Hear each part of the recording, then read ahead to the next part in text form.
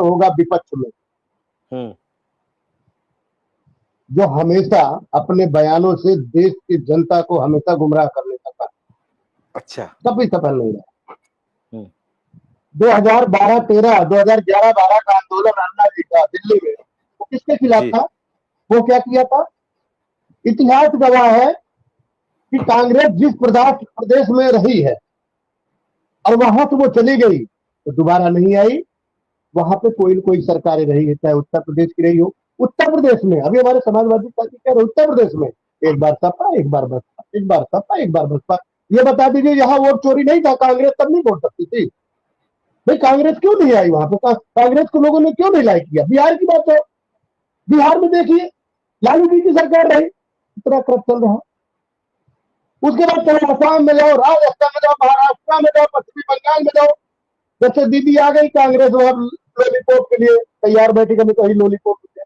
कहने का मतलब यह है कि आप भारतीय जनता पार्टी एनडीए गठबंधन की सरकार 2014 के बाद आई, उससे पहले की सरकारों में केंद्र में कांग्रेस शासित, कांग्रेस के पालित पोषित जो है कोई न कोई शासक राज किया देश पर, तब वोट चोरी नहीं होती थी।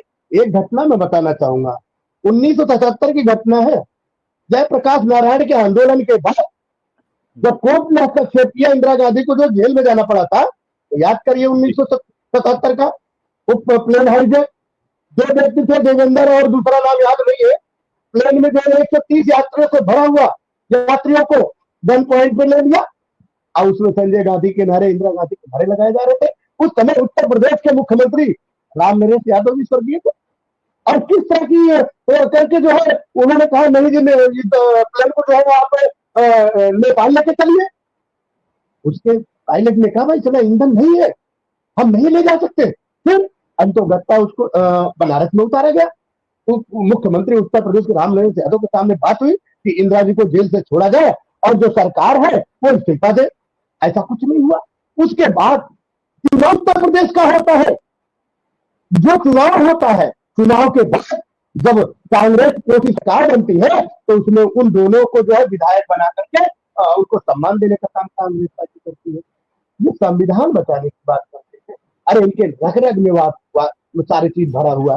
संप्रभुता को देख लो, जो देश हमेशा उस देश के अखंडता को खंड करने की सोचता है, चाहे वो पाकिस्तान हो या कोई भी हो, उसको पसंद करने का काम इनके अपने विदेश में बैठे हुए करते हैं। ये लोग संविधान बचाओ की बात करते हैं। दूसरी बात आती है, बार बार बयान में जंजी की बात आती है। जंजी ने नेपाल में क्या किया? नेपाल को संसद को जलाने का काम किया, सरकारी संपत्तियों में आग लगाने का काम किया। किसी संपत्ति को बनाने, सरकारी संपत्ति को बनाने में कितना पैसा समय लगता है जानकारी है? क्या कांग्रेस के लोग, विपक्ष के लोग ये जंजी को भारत देश में लाना चाहते हैं?